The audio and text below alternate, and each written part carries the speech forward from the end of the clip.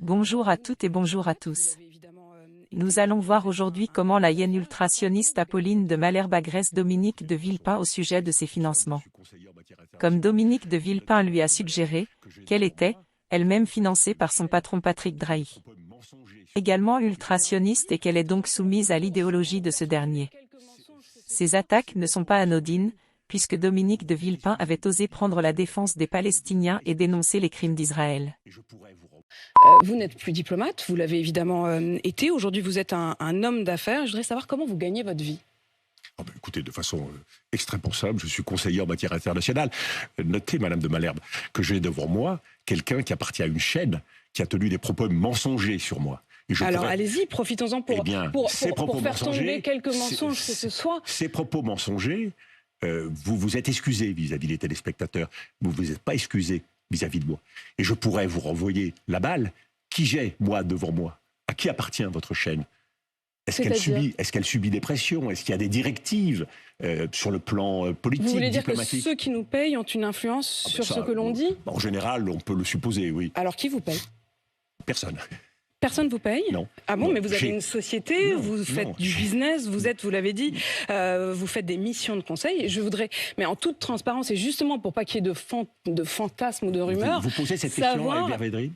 Je n'ai pas eu Hubert Védrine récemment devant moi, mais je n'hésiterai absolument pas à lui poser la question. Écoutez, alors, je vais vous renvoyer. Puisque vous dites que l'on est dépendant de nos clients ou de nos patrons. Je ne dis pas ça. Qui sont vos clients, qui sont vos patrons? J'ai juste besoin de savoir ça, c'est tout. Mais j'ai une société qui a des activités. Par définition, quand vous avez des activités de conseil, vous ne donnez pas les noms des personnes. Mais je peux vous dire que je serai totalement prêt à le faire dans un cadre confidentiel, tout simplement parce que ça ne se fait pas et que les accords qui sont passés dans en réalité, normalement, les sociétés sont censées... Aucune puissance et vous le savez, il y a eu un journal... Qui est derrière...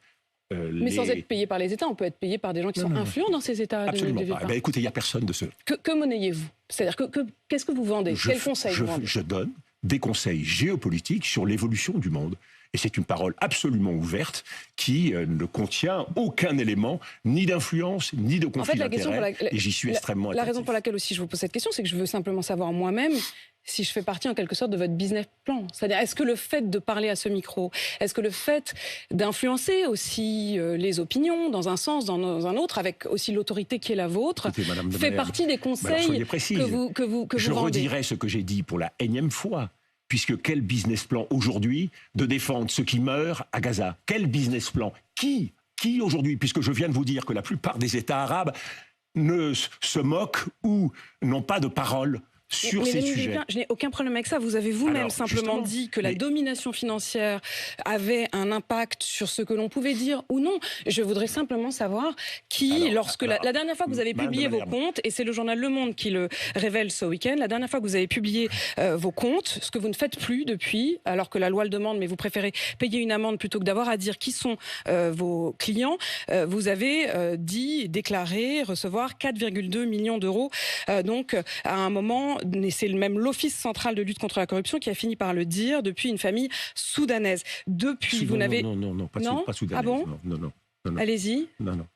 Une famille, la richissime famille saoudienne, Boursan, 4,2 millions d'euros entre 2008 et 2010. J'ai conseillé ce groupe qui est actif dans l'automobile, dans un certain nombre de secteurs, pendant 2 ans, au début des années 2010. Vos derniers comptes, en 2008, Villepin International affichait 4,6 millions d'euros de chiffre d'affaires pour un bénéfice de 2,6 millions d'euros. Depuis, vos chiffres ne sont plus publiés. Je veux juste savoir... Voilà, quel est l'impact que vos clients peuvent avoir aussi sur les propos que vous tenez? Aucun. Donc les autres sont dépendants. Vous sous-entendez même que moi, je serais dépendante dans les propos que je tiens devant vous. Je vous pose une question. Je vous pose exactement la même. Vous sous-entendez que je ne suis pas libre de mes propos. Madame de Malherbe, alors dans ces cas-là, qui sont ceux qui vous payent? Parmi ceux qui nous écoutent, personne n'est dupe. Votre seul but aujourd'hui, c'est de gagner du temps d'antenne pour m'empêcher de dire le message que j'ai à dire. Moi, je pourrais vous dire, est-ce que le message que je porte... Comment vous pouvez dire une chose pareille? Je vous ai toujours invité régulièrement. Il y a cet article qui est sorti ce week-end. Il y a 3 jours dans le journal Le Monde. 2 articles qui comportent toujours... Qui s'intéressent à vos affaires et qui posent beaucoup de questions sur l'argent et qui demandent d'où vient votre argent. Je vous pose la même question qu'eux. Ils ont enquêté pendant 2 mois et ils n'ont rien trouvé. Donc quand il n'y a rien... Mais moi, je ne dis pas qu'il y a des choses louches. Je dis simplement que je veux savoir qui parle. Je ne dis pas, je ne sous-entends rien du tout. Je veux simplement savoir, puisque vous dites qu'on n'est pas complètement libre et qu'on dépend aussi de ceux qui nous payent, je veux savoir qui vous paye. Eh bien, aujourd'hui, l'activité de ma société, elle est complètement liée à 2 sociétés françaises, 2 conseils. 2 sociétés françaises à qui je conseille. J'apporte des conseils sur le plan géopolitique. Point final. En France. Voilà, en France. Et en France, pour l'étranger. Et pour le reste, mes activités sont bénévoles, la plupart, dans le domaine de l'art et de la culture. Parce que j'ai la conviction que c'est par l'art et la culture qu'on peut faire évoluer les choses.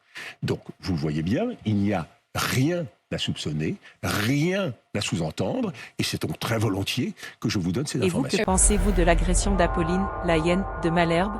Pensez qu'elle a dépassé les limites de la déontologie? Donnez votre avis en commentaire.